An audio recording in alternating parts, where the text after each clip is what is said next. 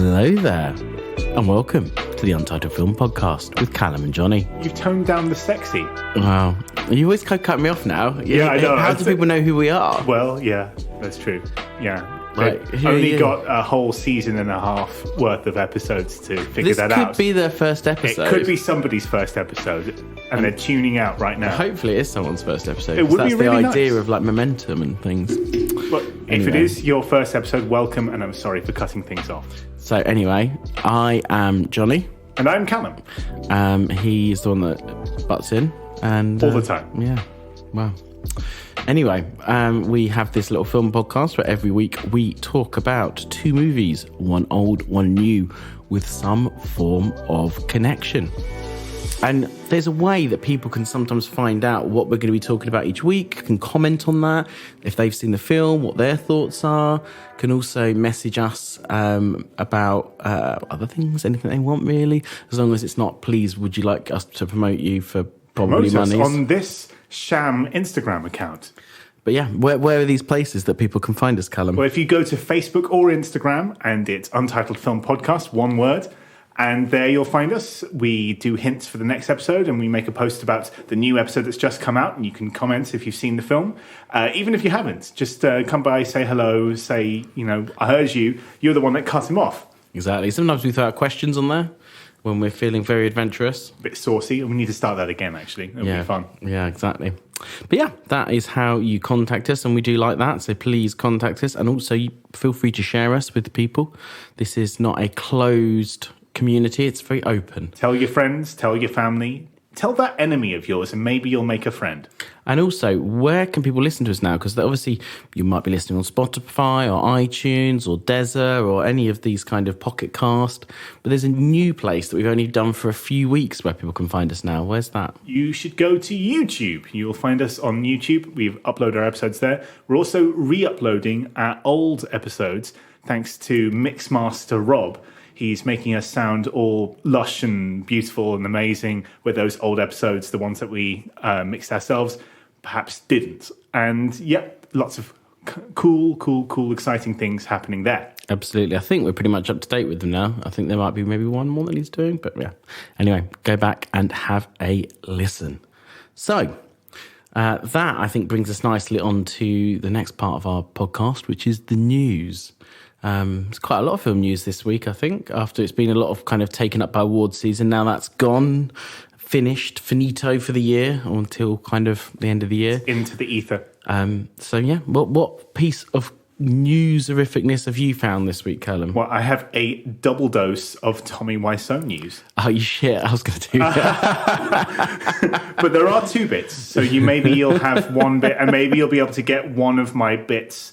In fact, you probably will, depending on which one I choose first. So let's see which one you choose first. So first bit of Tommy Wiseau news is that there's a new Tommy Wiseau film coming out called Big Shark.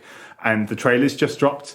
I think actually, maybe for people out there, who's Tommy Wiseau? Well, Tommy Wiseau is the guy that made The Room, which some people incorrectly call the worst movie of all time. I mean, it's pretty bad. It's pretty bad. It's pretty awful, actually. But it has its charms, and it's been celebrated. Does it? Charms, accidental charms.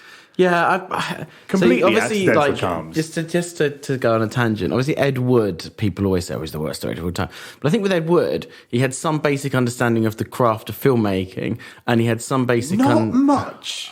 I mean... Not a lot. He gave it a good go, though. It's a film camera in, black and white film camera is quite hard to light. Things were lit properly. You did have some people who had a mild acting ability, like Bela Lugosi on the stage sometimes. And, I think give Ed Wood his dues. And I think Ed Wood really gave a shit about films, whereas I don't think Tommy Wiseau does. Oh, no, he absolutely doesn't. So any charms they have are completely incidental and accidental. And, so Big Shark, the trailer's just come out. And this is a bit of an odd one because, of course, people are in on the joke now. So you get acting in the trailer, which is awful, but is very much I'm in a Tommy Wiseau film, very kind of mugging to the camera. It did look like Tommy Wiseau style acting. It looked like the way they speak with each other, the very one note, very one tone, like Wes Anderson almost, kind of like dialogue. It kind stiff. of had that vibe about it. It does. It's not much, doesn't give a lot away, let's be honest. No, it doesn't. I assume it's kind of like a mega shark kind of thing. I expect so. It looks like, is it New Orleans, the trailer set in, and it floods, and in come the sharks, which, it's not a great plot, but there is some awareness from some of the incidental, because of course they know who Tommy Wiseau is at this point. And then the trailer takes a weird left turn at the end when it starts advertising Tommy Wiseau's new underwear range. Because that's how he made his millions, is by selling knockoff clothes. There's a lot of people in America that have like these shoddy looking kind of shop fronts, but probably due to some weird tax loopholes and things that they know people are always going to buy that kind of crap. They know that they can make quite a lot of money doing it. He's one of those weird apparently he had some entrepreneurs. Giant warehouse down in San Francisco just full of clothing. Yeah. Because there was all these, that was obviously, I mean, the strange thing about the room is I think it cost something like $6 million to make. Like it had a really surprisingly large budget. Well, he shot it both on digital and film because he couldn't tell the difference. Well, no, it wasn't that. He wanted to see, the idea was, so they had 2 sets of cameras. One was meant to be like, because he went and bought this film company that's quite a famous one that sells all the cameras, the various cameras and things in LA, and sells it to all the big productions and things. But they do like for independent movies, say packages where you go and buy the gear. Or you rent out. Or rent it. But he bought it. Yes. That was the whole thing. Like he kept coming and buying it and they were like, what is this guy doing? I don't care. Just because they let him use their backlot for free. Because there's a lot of so much fun. There's a lot of insights in The Disaster Artist, the book written by Greg Sestero, who isn't in this film. I think Greg is desperate to get out from that shadow because it's a very codependent relationship because Greg's wealth is wrapped up in the existence of Tommy Wiseau. Although one would assume he's made a reasonable amount of money from the book/movie now. You'd think. And then that got usurped and turned into Tommy Wiseau's story. Which he does seem to be very good at doing. He is a manipulator. He's sort of a vampiric figure. But anyway, we've gone on about this for quite a bit longer than usual. But also, my point was, anyway, was he was doing that and he decided that one of the things he bought the like a behind the scenes package was meant to be like them filming how they made it, and he was like didn't quite understand that, so instead he set both cameras next to each other and recorded it on digital and film at the same time. There's a lot of strange things that went on in that production. But yeah, anyway, that's where his wealth came from. Was that the Tommy Wiseau story that you were going to do? Yes. What's the other piece you were going to do then? Should I just get it out of the way now? Because I was going to do both the underwear and the film. There is going to be a remake of The Room for charity, starring Bob Odenkirk as Tommy Wiseau. So it's for a charitable cause. I'm just going to get the name. Is it going to be like online or something, or is it going to be complete? I think it is, because it's a full green screen remake, which is quite like The Room, because a lot of it was on green screens. And he's not in costume. He's not wearing a long wig or anything. There's a couple of pictures have been released. He's just dressed as Bob Odenkirk, but apparently he's trying to really sell the lines. And it is for a company called Acting for a Cause. So they put on a lot of these sort of LA script readings, and I think they may have been partly involved with that remake on I think it was Tubi of The Princess Bride. And they do a lot of things for charity where they get a bunch of famous people to have a bit of a lark, have a bit of a game, and make a little bit of money for some cause. I'm not sure what exactly they're raising money for. The article doesn't seem to go into that, but I think they're a charity that they don't necessarily have a cause. It's so much as that they'll set up a new fun project for a different thing. So I think the Princess Bride one was COVID relief, and this one I think is something different. But Bob Odenkirk, they quite often do that kitchen thing, don't they? Because that's what they did. They did the community read and stuff. Yes, they did. Yes, they do a lot for that, and they seem to do a lot of good work, and they seem to get a lot of fun people involved. Absolutely. Well, after you've stolen my piece of news, That was so I only my have one. double dose of Tommy Wiseau. My piece of news is there is a trailer for an exciting new movie about the creation of BlackBerry, the mobile phones. Yeah, I've seen that. It looks fun. It's Glenn Howerton and Jay Bruchel, both actors that I really like. The trailer looks pretty interesting. For those who don't know, the basics of the BlackBerry story is that they had very quick and sudden success. And then the iPhone came along and they had quick and sudden decline as a business. And it's quite, I suspect, quite an interesting formative story, which is I found they're doing a few of these kind of weird, slightly techie biopics this year, because you've also got the Tetris one coming out. Yeah, that looks fun too. It does look very fun. Like obviously, I suppose in very much in the shadow of The Social Network. I suspect that maybe in a later podcast this year we might do The Social Network with one of these two movies. I think David Fincher has a lot to answer for. In fact, we'll probably be talking a bit about David Fincher today. Yeah, quite possibly. Quite possibly. Who can say? Anyway. We will be. I don't think we will. Okay. Sure. And if you do, I'll turn your microphone off. But that's unfair. This might be part of the review. Anyway, on that bombshell.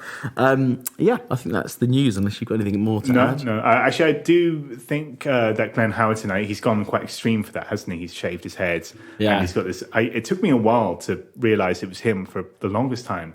I thought it was like one of those old character actors going, where do I know that old character actor from? And it turned out it was Glenn Howerton. Absolutely. Anyway, on to the meat of our podcast. And potatoes. Which is our movie reviews. So, what is our first movie this week, Callum? The first movie is going to be Boston Strangler, which just came out on Disney+.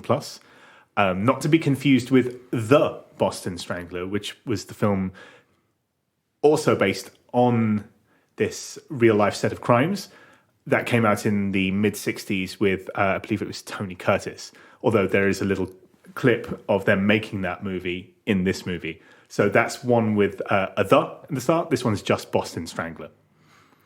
Yeah, absolutely. Do you want to? Shall I go tell the story of this should one? we set up what we're pairing the movie? Shall I? Do you want me to do that? Yeah, sure. Right. Well, so Boston Strangler.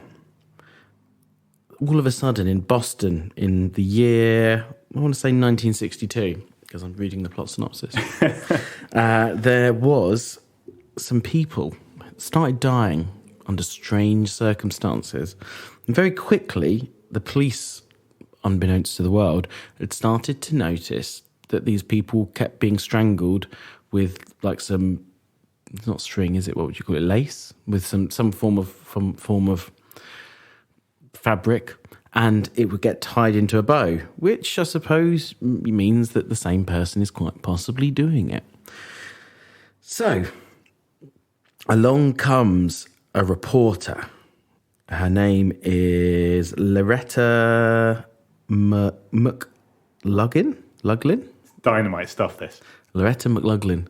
And she starts to think, there's all these women, they're being strangled. Maybe there's something here. And she goes off on an intrepid adventure to find out who is the Boston Strangler. Very well set up. If you say so. Callum, what did you think of Boston Strangler? Well, to take a parlance, a catchphrase almost, I liked it. Without using the word David Fincher as well. Without using... God. Well, that's going to be hard. Okay, so that's the challenge of this review then. Okay, so I'll lay off that for a second because before going into style and filmmaking techniques... And substance. Yeah, we kind of have to talk about how there is a certain type of press or police movie, where you'll get lots of clacking of keyboards. You'll get people... Keyboards in 1962? Oh, sorry, of typewriters. And you'll get a crusty old editor coming out and going, where's my article? You can't write stories about that. You're not a crime writer. Go and write those women pieces. Woman, Keira Knightly, reporter woman. And, there's cliche upon cliche upon cliche. However, if you enjoy those particular set of cliches, those press movie cliches of people banging their fists on tables and what I like to call this is my genre I've coined, office thriller. Yes, office thriller. So lots of people in rooms or in boardrooms or in press offices kind of yelling at each other and with very much sort of you can't handle the truth kinds of speeches. If you are charmed by those particular set of cliches, which to be honest, I am to a point, then you're not going to have a bad time with this. In fact, you're going to, of that particular group of cliches, you're going to probably enjoy this. And it's bolstered by the fact that you have Keira Knightly and Carrie Coon in the two leading roles as the two female reporters who sort of broke the case, especially Keira Knightly, who's the one that finds, she plays Loretta and makes the link. And then Carrie Coon is the sort of more seasoned reporter that sort of shows her the ropes of how to be a investigative journalist. Damn it. Such a tongue twister word. Investigative journalist. And then you have Chris Cooper playing the editor. And that's not a bad time. Any time in those people's company, it's going to be a good time. Like a few weeks ago, we were talking about Daisy Ridley making her big stab for being a serious actor and how she had something like 8 or 9 projects in some form of post-production or pre-production.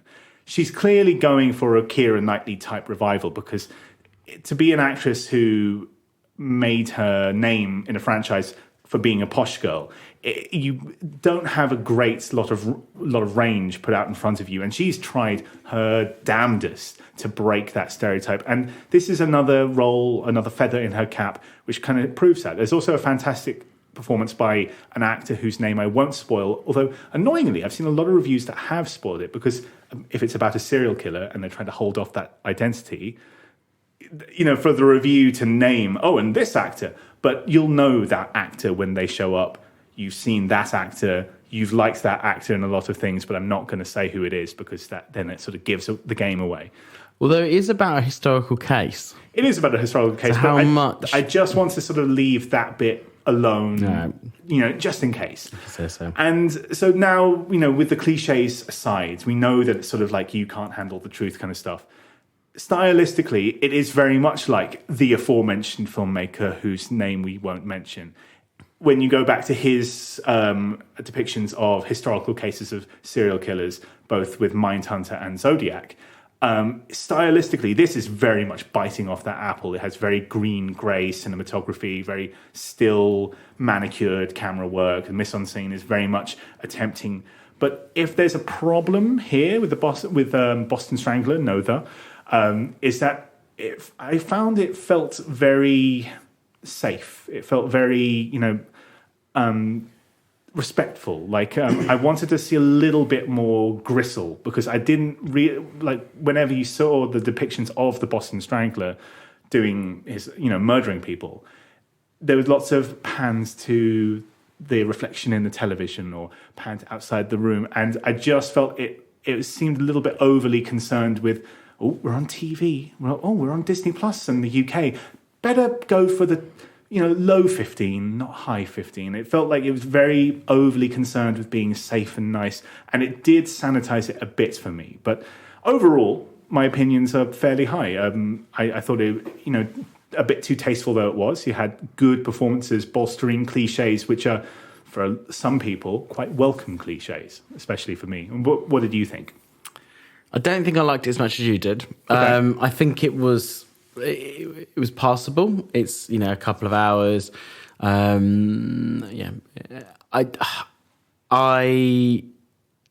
think the first half is quite boring. I thought it took quite a long time to really get into its stride and get going. And there was a lot of it was really cliched. It wasn't like. There's certain things you have to do to make an office scene cinematic, and that's fair enough. I don't mind people doing that, but I think in its storytelling, it was incredibly cliched. And in that whole, me and Callum always have a joke. I can't remember what the film's called, but there was a film about Eddie Redmayne and who I can't remember. Felicity Jones, yeah, I believe. Felicity Jones going in a balloon, and there was all in the trailer. We've never seen it because it looks shit. But in the trailer, there's a person being like. a woman in a balloon. And it is just a bit like, it's a bit by numbers that. A woman covering a murder. She went down to that bar and used her womanly ways to get that information out of that cop and stuff. And I just thought that was all very, I mean, maybe it's true, it's certainly true. That I suspect that's probably how people were treated, but I think there's smarter ways and more realistic ways to do that. I think it was just very like ham-fistedly written. Then once you got going and you started to actually like the characters a bit more, and it started to come together, and maybe got a bit less cliched, certainly from a pure two-dimensional character point of view. Then it started to get going in the second half. And so, yeah, I kind of enjoyed the second half, but the first half I was quite bored. I was kind of waiting for it to end.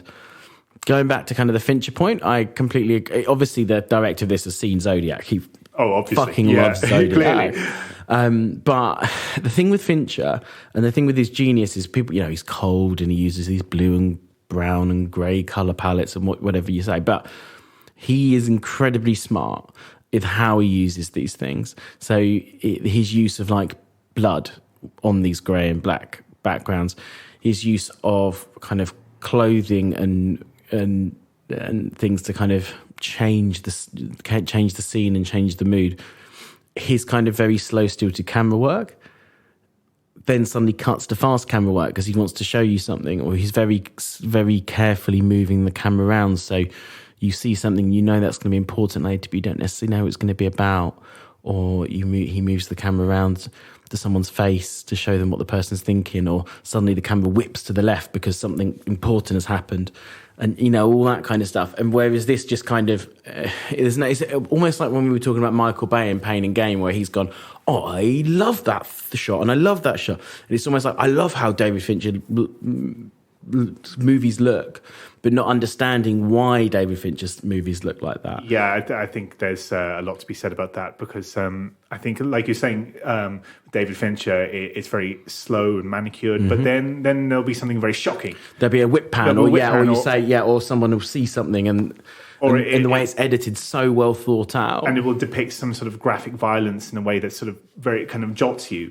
Whereas this just felt very well behaved. It was manicured. It felt TV. It very much effectively, I suppose it was to an extent, although it did have some very good character actors in it. Keira Knightly was serviceable. She wasn't anything stunning. I thought some of the kind of the secondary actors were better. I thought Carrie Coon was excellent. And I also thought, and I've forgotten his Alexandria, the cop.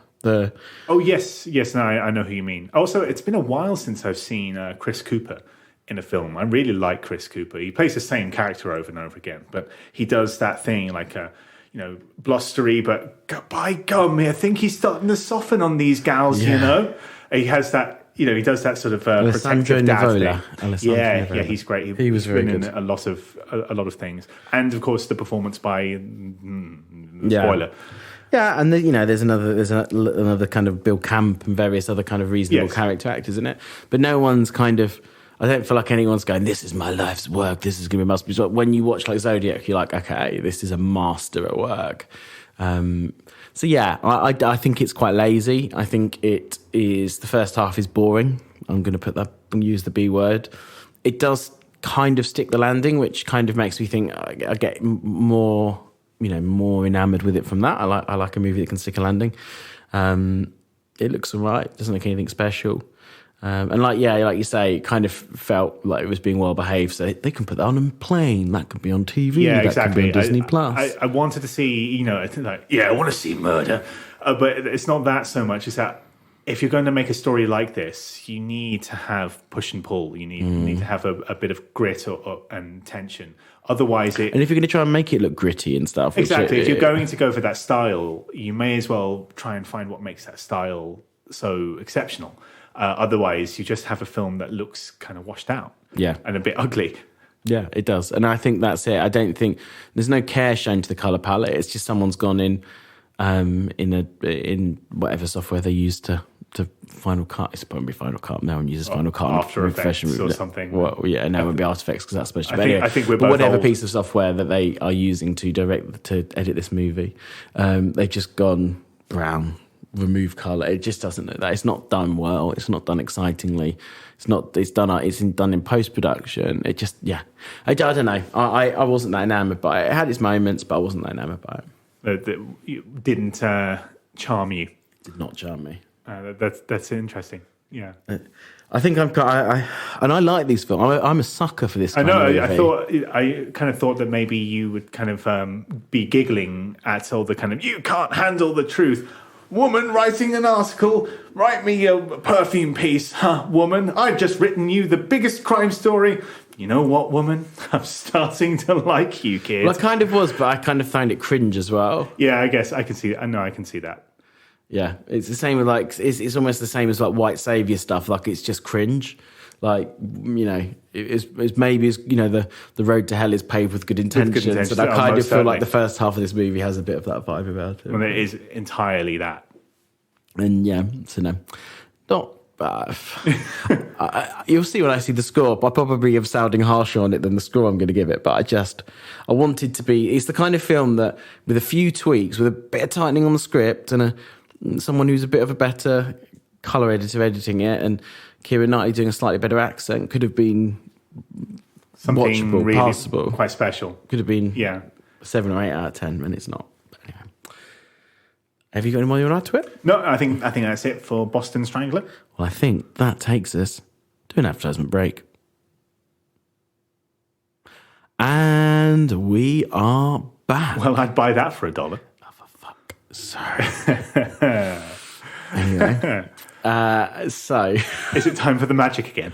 It is time for the magic. We are going to be now talking about I want to say 1994? No, actually, I thought it was mid-90s as well. And then I looked it up, 99. No. Same year as The Matrix. Wow. The 1999 hit, the 1999 movie, I'm going to say, Summer of Sam. Well, Summer of Sam is set in the summer of 1977, and the streets of New York is being stalked by the 44 caliber. I almost forgot his name because he has 2 names in the film. The 44 caliber killer who kills couples and women with shoulder-length brown hair. Any true crime fans will know this story quite well. He's one of the biggies. Son of Sam was stalking the streets of New York, and Spike Lee directs a portmanteau type tale where there's several different stories going on, which all intersect with the fear and paranoia. Fear and paranoia happening in these times, and the main two being Adrian Brody's sort of young punk character, who's a sex worker by night, and by day he lives in his mum and dad's garage. He's a bit of a wastrel. And then you have John Leguizamo's character, who is having lots of affairs with his wife, and is kind of going slowly insane because he thinks that during one of his trysts with one of his floozies, he saw the 44 forget his name again. Son of Sam. The son of Sam, a 44 caliber killer. He thought he saw him, and now he's unraveling, thinking that he's going to be next on the list. So, Johnny, what did you think of Summer of Sam? Well, it's a mess. Yes, it is. It is a real mess. It was kind of, in a way it makes more sense. It was 99. It was kind of when Spike Lee had started to unravel a bit, and his films started to get baggy, like, put it this way, it's no Do the Right Thing. Like, the films had started to get baggy. He is obviously quite a high concept. But, yeah, it is a mess. I think pretty much all the acting is very well done. I really liked Adrian Brody and John Leguizamo. I like John Leguizamo, actually. I've always quite liked him. I think that was a good period of him, actually, because it was Romeo plus Juliet and stuff. His era, really. Yeah, exactly. And he I think is him and they're both good, and a lot of the kind of supporting cast are excellent. It's an interesting one because it's almost like a coming of age summer movie, but set to the backdrop of somebody going around and murdering people all over New York, which is quite strange, and the kind of paranoia that brings, and and it could have been it's quite a cool concept, but I think that unfortunately the stories of those two main characters that are kind of interlinked together maybe don't hold up as well as they need to make the story work. It also kind of felt quite strange and interlinked at points, and it didn't really connect together. So all the way through it, you've got these shots of either the murders happening or of Sam going slowly insane in his apartment, but it's just him in his apartment shouting at a dog out of a window, which, for those that don't know about the Son of Sam killer, he initially said that he was driven insane by the neighbour's dog, who was actually the son of the devil, or the devil speaking to him, and the dog was called, I think the owner was called Sam. The dog was called something else, but that's why it was Son of Sam, because he would write in these letters, I'm doing this because of the son of Sam, or something along those lines. And it's got a really weird, like a couple of really weird moments where what's his name? John Leguizamo. Yeah, no, not John Leguizamo. His name's gone out of my head. One sec. This is great radio. Bit to edit, I think, Rob. No, leave it in. Leave it in.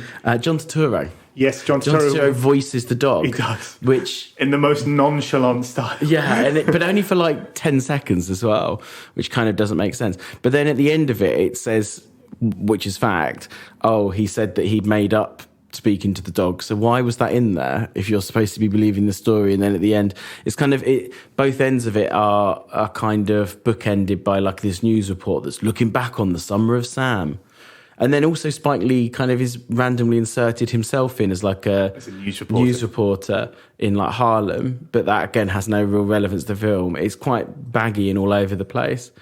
But, big but, I think it's got heart, and it kind of is one of those like films where it's shot for the stars. It's not got there for sure, but I kind of like this chutzpah, and I think it's quite enjoyable to watch. What about you? Oh, very much the same, actually. Well, firstly, we know by now that I really like these films where they take a big swing. I like my island of misshapen toys of films. This is not a complete success, but like you say, it does... Not a complete success is a bit of an understatement. Yeah, it does shoot for the moon, and... You know, you can't not admire a film that does that.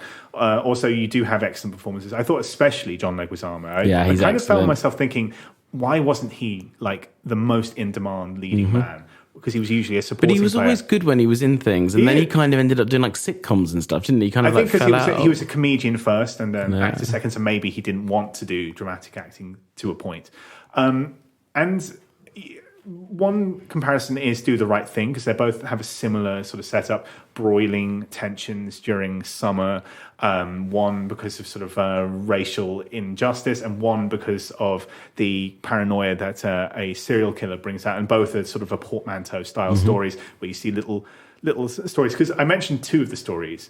There's about 4 or 5. But they are by far the two main ones. But they are by far the two main ones. The other ones are kind of like secondary stories that are just designed to glue into them. Very much so. They are the leads. They are between those two storylines, it's 80% of the movie. But also, one weird thing, a comparison I made, is like, this is just EastEnders, but set in... Because you'll have characters walk into a room or walk into a set...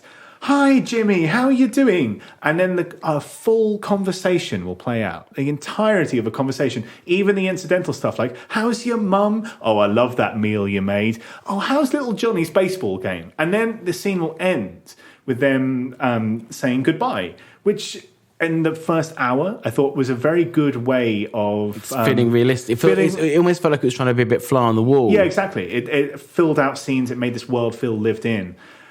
The 80th time it happened, I thought, Spike, you don't have to do this for every scene, yeah? It makes the film very baggy. It absolutely does. It's 2 hours and 20 minutes. I think feels it. He could have started kind of tightening... If it was an hour and 45, it could have been a really good movie. If he started tightening the nuts after a while, then we would have had something very special. Also, the stories themselves aren't particularly interesting. No. So John Leguizamo, it's a very the Madonna and whore complex. He has these women that he has sex with, but the way he talks about and treats his wife, almost like an infant, there leads for a lot of great actors and performances. So John Leguizamo and I think Alison Milano played his wife. Both excellent, but they did have to walk this kind of very familiar path of quite a shonky story. And also, Spike Lee has often been accused of not knowing how to write and direct Italian characters. A lot of the characters, the incidental characters, do feel like stick figures. Like lots of people saying, "Get the fuck out of here!" a million times. It did feel a bit GTA at points. It does. Like GTA, like lines of people like. There's also that he has the same problem with Jungle Fever. The Italian subplot of that movie is just people shouting at each other for an hour. And so, there's a lot to admire. There's a lot to like. There's a lot of performances to like. But the problem is that their broiling tensions don't seem so much broiling as simmering slightly. The stories are never kind of fully realized. I think I liked Adrian Brody's story more because of the sort of anger people had towards people who dress differently. But even that was played out with stereotypes. Like he would shout things like, "You're part of the system, man," all that kind of stuff, which I guess it's slightly hypocritical for me to be charmed by Boston Stranglers. You can't handle the truth, but be a bit bored by these ones. But maybe it's just that was my particular cup of tea. I think the thing is, when Spike is obviously normally most of his films are, they have meaning, they say something, and I think he's probably is just stronger when he writes about his own experiences and his friends' experiences, and he probably has less of a gauge with this, Italian about you might have lots of friends and things, but it's not right when it's not coming from your pure own experience. Maybe it's that a little bit harder to write, and I do think that is an issue with the film. And I don't want to say, don't try and write other people's stories, because that's incredibly hypocritical for a white person to say, because that's all white people have done for the last exactly thousands of years. But it's probably just not playing to his strengths. So some of it it doesn't play to his strengths. What is there is okay, but also the things that he does that his films these days are, or he's got a bit better again recently, but his films did get baggy. They did kind of lose momentum. They weren't like, there wasn't the focus and the crispness of something like Do the Right Thing. So, and this is almost like one of the first films where you start to see that, and you start to see it spinning out. And I think if he'd have told a story that was more, maybe more in his heart, then maybe it would have been, he didn't live through 1960 or whatever year it was. Late 70s, 77. I mean, if he did, he would have been a very small boy. I'm not quite sure his exact age, but he would have been a very, very small boy. Or, he wasn't their characters who were meant to be in their late teens, early 20s kind of age. And I just think, maybe he, maybe it just wasn't enough of his own experiences. But no, I still enjoyed it. I still liked the fact he shot for the stars, and I still think it was, obviously he had a massive fallow period that he started to pull back again with The Five Bloods and Black Klansman, which I know he didn't write but directed. But he had a really long period of making not very good movies, and I kind of feel like this was it was kind of like one of those, when you get a film that's on the edge between like it's still good, but it could either be a blip, like it could be a Life Aquatic, and then he writes his path, or it could be The Village, and then the path goes off a cliff. Because this came just after He Got Game, which is really good. And actually came before 25th Hour, which is also really good. So the thing with Spike Lee is that he'll have... It won't so much be a period as it will be good, bad, good, bad, good, bad, good, good, good, good. Oh, bad, bad, bad, bad. Good, bad, good, bad. So it was a pretty long bit of bad. But that was the start. That was the start of a chunk of quite a stretch, actually, about 10 years. But then sandwiched, there'd be occasional. Oh, Inside Man's really great. But he's a bit like Woody Allen in that regards. I know not to speak of Woody Allen anymore, but he's a bit like Woody Allen in that regards, where he, has. He had a very good period, and then it went good, bad, good, bad, good, bad, good, bad. Then it went bad, bad, bad, bad, bad, bad, bad, bad, good, bad, bad, bad, bad, bad, good, bad, bad, bad, bad, bad, bad, good, good, okay-ish, bad, bad, bad. It causes whiplash for sure. Yeah, and I think it's like that. Consistently, he was bad for a big patch. So Yeah. I mean, even when he was good, it was kind of like, oh, he's getting back on track. It's not, it's do the right thing. Yes, it's not, this is a masterpiece, or at least not until kind of fairly recently where people have really gone in for him. Yeah. I mean, I've got problems with Defy Blood. I actually think, ironically, I think some of the problems in Defy Bloods are quite similar to the problems in this, but that's another story. But I do really, really, really enjoy Black Klansman. But then I think these days he's better as a director than he is a scriptwriter. What he'll do now is that he'll often... Defy Blood he didn't write, but the script, but he then goes in and makes it personal. It has several screenwriters connected with ands, but also ampersands, which means different things in screenwriting language. If you're connected by an ampersand, it means you worked with a writer. If it's connected by an and, it means that you co-wrote it. You co-wrote it, yeah. So he'll do that now. He'll find a script he likes and goes, oh, I can punch this up and make it personal. Mm. Yeah, no, and I think that maybe is for the best. yeah. I think it's probably what makes him a more interesting director now, that he'll find stories rather than kind of write quite a melange of something that's patchy. Absolutely. But I think that probably brings us to the end of our reviews this week. So I think it's a bow on it, I think. It does indeed. So I think it's time for us to summarise and score. What was that? I don't know. I was trying something new. It didn't work. We'll move on. So, what do you give Boston Strangler? I think... What do you think about it? As positive as this sort of seemed in the review, the charms of the film, I know that they're built on a house of sort of... just the ropiest cliches. They're just ones I happen to sort of find myself giggling at when I hear them because they're almost so self-parody. So it sounded like I was a bit more enthusiastic than I was, but it's still fairly enthusiastic. I think I'm going to give it a 6 out of 10 because as a story in itself, and like you said, the first act is a bit ropey, but whenever I hear the clacking of the typewriter keys and then someone going, Loretta, you can't write an article like that. Just give me 24 hours, chief, or editor, or whoever you are. You're a tough cookie.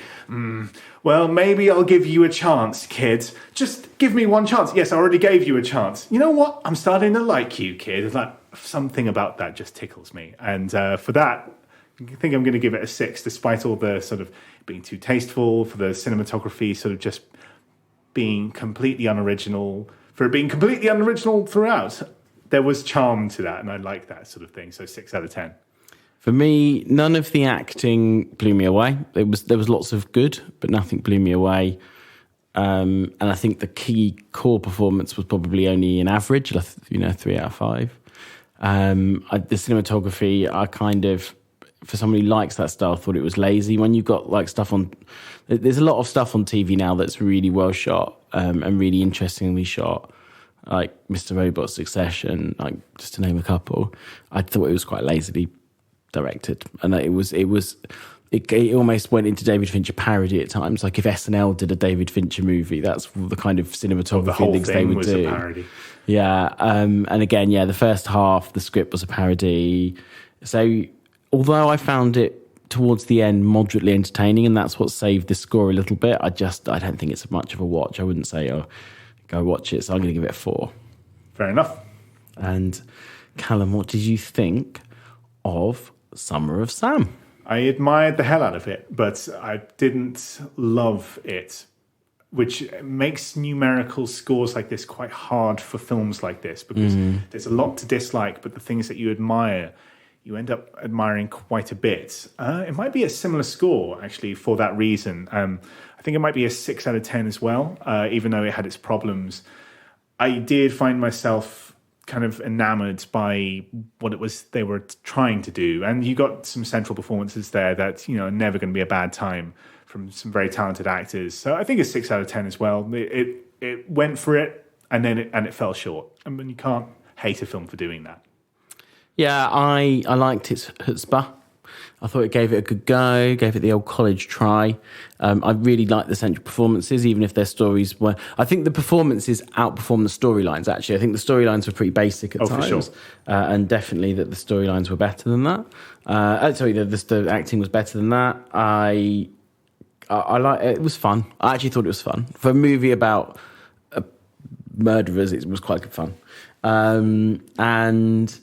It was a complete mess, but one that, again, I found endearing. So I'm probably going to give it a 6 again. It's the same as you, actually. I think it deserves it. I think, if I was putting it on an enjoyability scale, I'd probably give it a 7 if I was being really harsh from like a filmmaking scale of 5. So I think I've split the difference in a 6. Yeah, sounds good. Makes sense. So, I think that is a 5 out of 10 combined score for Boston Strangler, which is, I don't know, it's scrape watch. We wouldn't be certified fresh, would it? I don't think, with that kind of score. Yeah, the 5 out of 10, I think that's sort of like, if you're really struggling. Yeah, if you're really struggling for choice, it's fine. Fair. Yeah, you won't hate it. No, and Summer of Sam is a joint 6, which is probably just a scrape watch. But yeah, neither film is a Oscar contender. Yeah, it's not the most enthusiastic episode ever, but sometimes these middling ones can be quite interesting in that way. Yeah, absolutely. Well, thank you very much all for listening. Have a wonderful week. And you can't handle the truth.